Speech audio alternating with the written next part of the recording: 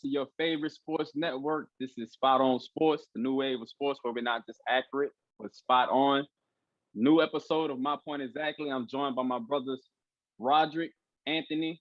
How you guys doing tonight? Man, Another day of life, man. It's been a good week of football, man. Excellent week of football. Excellent week of football. You guys know there's one last final game underway going down in week 3. But let's talk about some of the games we got to see overall these first 3 weeks. We're going to start off tonight by talking about the AFC West. As you guys know, we've been seeing a lot of change this season in AFC West. Uncharacteristic things by the Chiefs that currently have them sitting in the 4th place in their division. Unexpectedly, Teddy Bridgewater is leading the Broncos currently 3-0. They're ahead of the AFC West. So let's talk about it, you guys. Which one of these teams is going to finish atop of the AFC West by the end of the season? What you think, Ant? I'm going out on a limb. I'm taking the Chargers, and I'm a Patrick Mahomes supporter. I'm a Patrick Mahomes defender. I have even been called a Patrick Mahomes worshiper on air. But I'm going to tell you right now, the Chargers are the team to beat in this division. They have everything that you need on the defensive end with a brand new, scary cornerback, just like his dad. Samuel Jr. is out there wreaking havoc. You know, Nick Bosa is always going to terrorize offensive linemen. So with that, as long as Justin Herbert continues to play at the level he's been playing at, I'm going to take the Chargers to win this division. I don't know yet if Justin Herbert is ready for the intensity raise that is the playoffs. So I'm not yet ready to sell them on the playoffs. But right now, for this division, I am taking the LA Chargers. Right. This is a tough one because I feel like overall right now, I feel like the Raiders' offense is really clicking. But for the team to have the best to win the division, I'm going to go with the Broncos, believe it or not. I have to go with the Broncos. The reason why I say that, right now, I know it's just week 3, but the Broncos got the best defense overall. That defense is legit. And Teddy may not be the superstar QB, but he doesn't have to do so much with a defense like the way they're playing right now. All he has to do what he knows what to do, and that's to game manage. And he's been playing lights out. But that defense is legit, especially with Von Miller back, and it is working. So I'm going to go with the Broncos. Let me ask you guys this. Is there reason to have concern for the Kansas City Chiefs after seeing them lose 2 of their first 3 games? I mean, they just signed Josh Gordon, so we'll see what happens with that. But they got a lot of weapons, but that defense is really weak, especially on the secondary to me. They only signed Josh Gordon because his job is gone. Number 14, Pringle, his job is gone. He dropped too many passes. He just runs fast and his hands aren't good enough. So he probably lost his job, especially with Patrick Mahomes throwing so many passes to him and him not being in the position that he needs to be. That defense, honestly, is a cause for concern, because if you cannot constantly get stops when you need them, even if you're not the best defense in the league, you have to at least be opportunistic. One thing about Tom Brady that has made him such a perennial Super Bowl participant, he's always had top 10 defenses. So with that, you have to make sure that you put a proper defense around Patrick Mahomes so you don't ruin his prime years, because this is the worst defense in the NFL and on pace to be a historically bad defense, which you never want when you have a Hall of Fame quarterback that's still in his prime. Hall of Fame already? Wow. Okay. Patrick Mahomes has broken enough records to be Hall of Fame already. He's the next Jim Brown. He's the next, when it comes to not having to do things and not having to have longevity awards. He's done enough from where he's at now. If he was to stop, I wouldn't say if he was to stop playing at this second, but if he continues on his streak, that he's on now, there's no question. Yeah, I agree with Andy. I can definitely say if Patrick Mahomes stays on the path that he's on, we all expect him to be a Hall of Famer. Oh, absolutely, if he stays on this path, absolutely. That's kind of I never we knock on wood for things like injuries and everything like that. But barring injury, any team that he plays for, any scheme that he has, Patrick Mahomes will be able to succeed. Will he be able to win? That depends on the other 11 people on that defense. And if he does not have the guys, the players on defense, he is going to be in a situation when it comes to wins. We saw this with Drew Brees. We saw this with Dan Marino. All right. I want to say I'm surprised by neither one of you guys saying the Chiefs are going to win the division. I do understand the concerns for their defense, but again, I mean, I still think their offense is so superior that Patrick Mahomes can still create the wins to get these guys into the playoffs without a doubt. One thing I want to say that we should keep our eye on, though, as far as the Broncos, I know they're sitting at 3-0, but they haven't played anybody that's really worthy of being called a great team or a good team. They've beaten the Giants, the Broncos. I mean, not the Giants, Jaguars, and the Jets, excuse me. So, I mean, I'm still a little worried. None of those teams have won a game. Exactly. You're still a little worried right. about the Broncos. But I'm telling you one thing, that defense is legit. I agree. That is a legit defense. They have been shutting these teams out. They're doing what they're supposed to do. But let's not forget that none of these teams have won a single game this season. No, didn't the Jets win? Jets. I don't believe so. I don't believe so. I don't believe so. They may. Who did they beat if they're 1-2? The Jets beat the. You don't believe it? The Jets did win a game. Jets, They did win a game. They won their second game. No, Jets are currently 0-3. They lost their first game against the Panthers. They lost their second game against Mac Jones and the Patriots, and they just got shut out by the Broncos. Yeah, you're right. They are 0-3. 0-3. Combined 0-9 the teams that the Broncos have beaten. But that's New York teams, something just to keep our eyes on. I do want to say a healthy Von Miller is huge for the Broncos. But if I'm not mistaken, didn't they just lose Chubb again, right? Yes.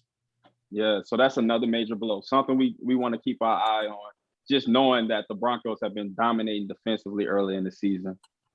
But let's talk about another West division.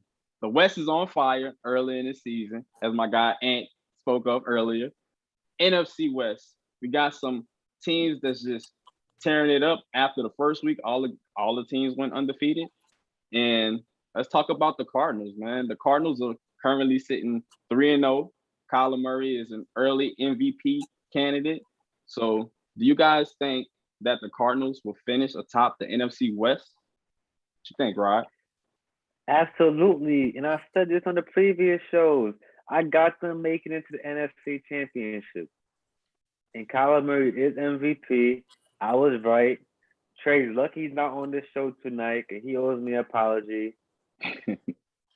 And basically, both of you guys owe me an apology as well. I got nothing to say. I told you guys that defense is going to play good. It hasn't been playing the best lately. The first week, they played amazing, but they're playing solid right now.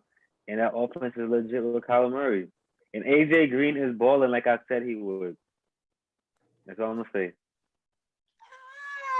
I'm gonna not say things like NFC Championship game and MVP. Hey, I already after put the bet in. 3 games in the season. I already put the bet in the offseason.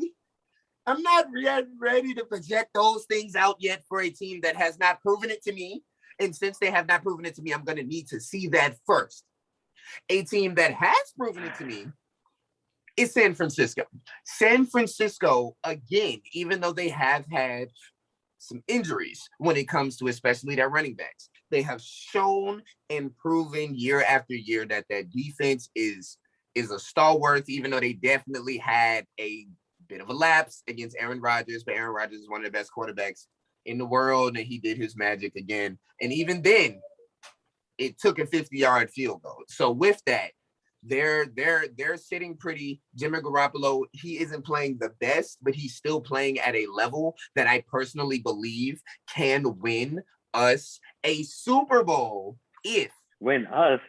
When have you become a 49ers fan? I'm not a 49ers Huh? fan. I am a fan of Jimmy Garoppolo. I'm a fan of Jimmy Garoppolo. I feel like he gets a bad rap. So I'm going to say us when it comes to Jimmy Garoppolo. It has nothing to do with San Francisco. My NFC pick is still the Saints. And if it's not the Saints, it's going to be the Rams. We're going to talk about the Rams another time. But I have San Francisco in this division just because. Wait, is LA in this division?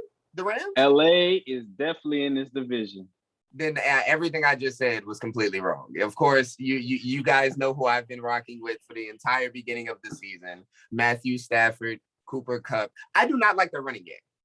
I'm going to say this now.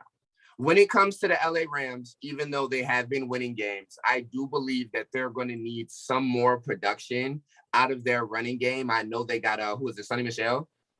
Mm-hmm. Yeah, they got Sonny Michel, but with that, they're just gonna if it's gonna be in free agent. I mean, if it's gonna be with the trade or with picking somebody up in free agency, they're gonna need some more production out of that running game. Matthew Stafford is having the year of his life. He's enjoying Los Angeles and things like that. But if they can find somebody to kind of be that missing piece in the running game, you already know they're high flying in the passing game, and that defense is probably the number 2-3 defense in the league right now. Listen. Well, first off, they do have running backs. They got Akers and Henderson. They just hurt right now. So when they come back, their running game is going to be solid. One thing about that defense is good. Of course, you got Aaron Donald and Jalen Ramsey going to be solid. But I need to see other players step up, especially in that secondary other than Jalen Ramsey. That's why I feel like that's going to catch the Rams lacking, especially further down in the season. I need to see more from that secondary. And the Cardinals right now, offense to me is better than the Rams. That's difficult for me to say. Okay, one thing about that, the reason that I say that's difficult for me to say, I don't like how off script the Cardinals offense looks sometimes. It looks great when it works. Kyler Murray running around, being dynamic, dodging 2 or 3 defensive linemen and throwing a strike to DeAndre Hopkins down the field. But I don't like how I want to see those moments later in the season when they need to get 5 yards, when they need to get 6 yards, and it has to be just, okay, I need a play, I need to get yards, and those off-script plays don't always go in your favor. I'm nervous about that. I'm not saying that it's going to be something that can't carry throughout the rest of this year, but we have seen with Patrick Mahomes recently, it's not always, the ball's not always going to go in your favor, even when you're doing what you think you're supposed to be doing. Well, I want to piggyback off a little bit of both of you. I agree what Rod said as far as the offense goes. I like Arizona's offense better than LA's offense just because of the weapons that they have out of receiver. Even though LA has some good weapons too, but like you said, Ant, that running game is the weakness to the Rams team right now. As you know, yes. They have some very key injuries. Defense has been playing lights out. I think if they're not able to get that running game going, it's going to put more pressure on Stafford, which eventually equals more pressure to their defense trying to keep the offense on the field so they can put up these points without running the ball. But I want to say I agree with Ant on the leader of the division. I think the Rams are going to win this division when it all comes down to it. For the simple fact that I believe that they're the more complete team. That's perfect. And like they're complete. I already got my money up on the Cardinals. I'm going to stick with it. And when it happens, I ask an apology from both of you guys, and especially Hot Take Trey, who's scared to join the show. I want a large pizza on Matthew Stafford being ranked higher in MVP voting than Kyler Murray. That's a hot take. But I have Matthew Stafford being ranked higher in MVP than Kyler Murray at the end of the season. I have a large pizza on it with 3 toppings. Where we're going to get an early preview this upcoming weekend in week 4, as we have the Rams actually facing off against the Cardinals.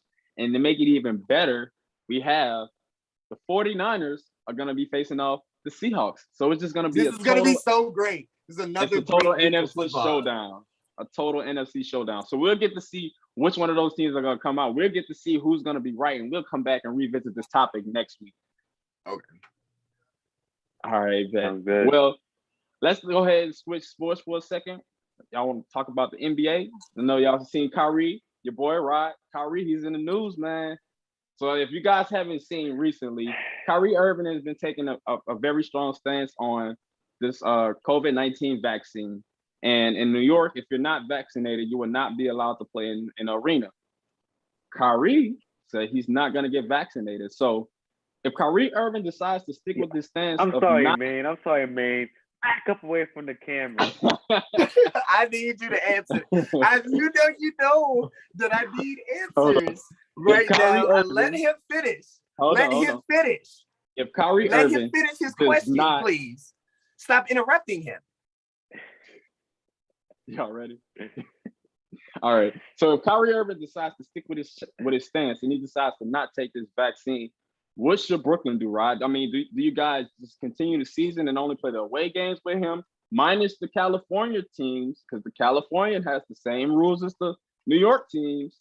So, I mean, are you guys going to stick with it if he decides not to take the vaccine? Is he going to be trade bait? I mean, what's the best move for the Brooklyn Nets in this situation? Whoa. What is the best move for the Brooklyn Nets in this situation, Rod?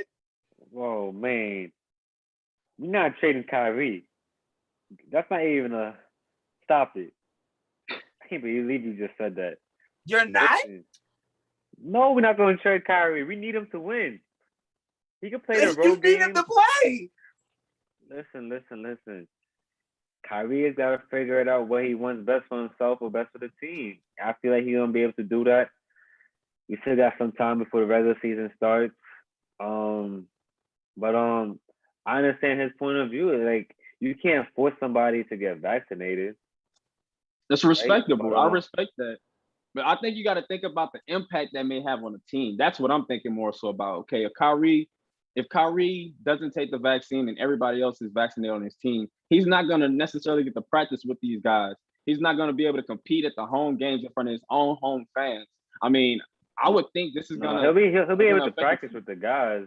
He'll be able to practice with the guys. They're going to be able to play the home games. But and we gotta see, like, if he misses the home games and just play the road games, other players gotta step up.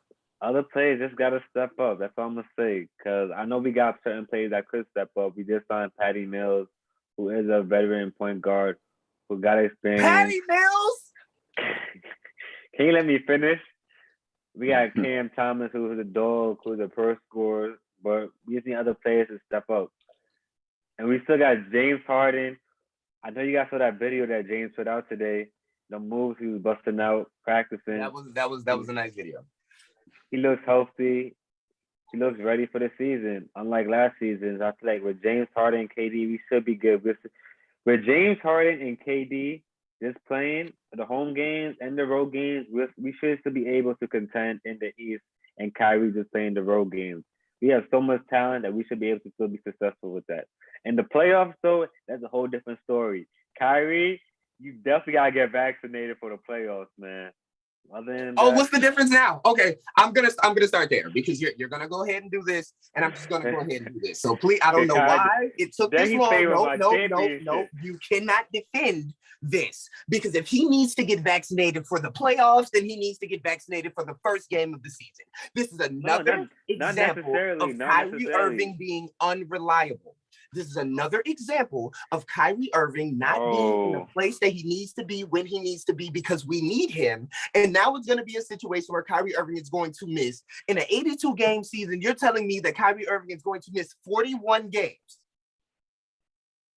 He already misses half the season usually because he's injured. So now it's a guarantee that he's missing 41 games.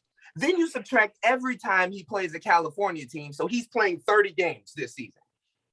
You're telling me you're okay with one of your superstars, one of your max contract players playing 30 games because he chooses not to get a vaccine that every single other person in the entire league has to get, basically?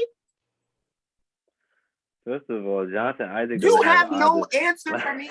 I know that you wanted to say something. You have nothing to say to explain. But Every listen, single other person on his team taking that sacrifice, taking that risk because they want to build a champion. And what does Kyrie not care about?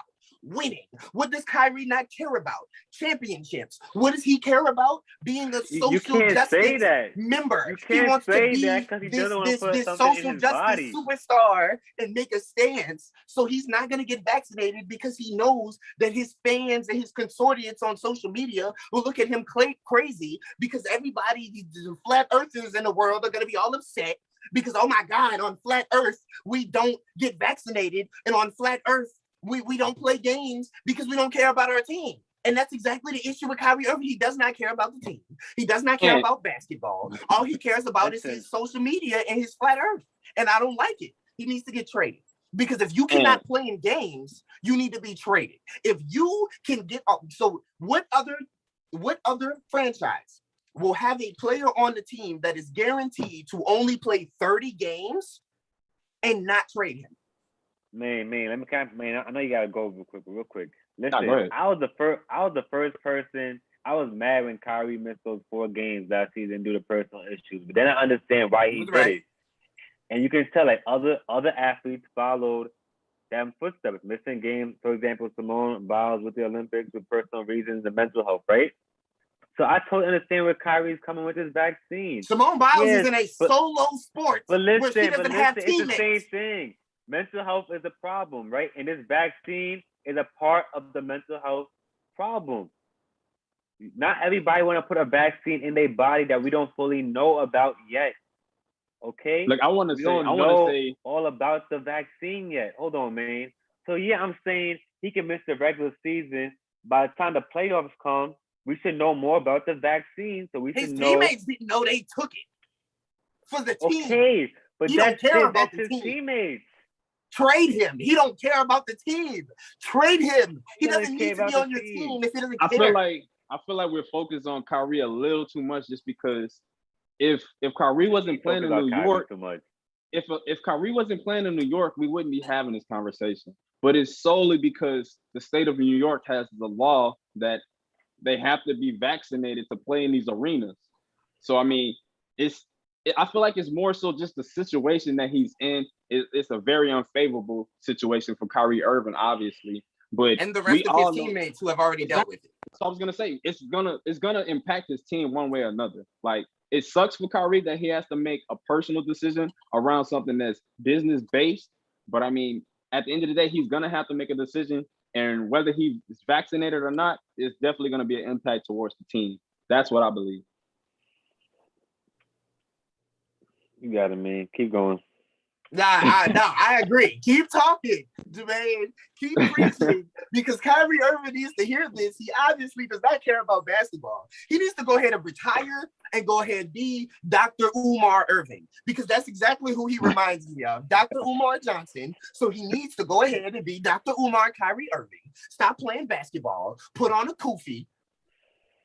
And go stand on a soapbox. I'm tired of this. I'm tired of every other week. We have to have a conversation about why Kyrie Irving isn't just playing basketball. Why can we not have a whole month where it's like Kyrie Irving just played basketball?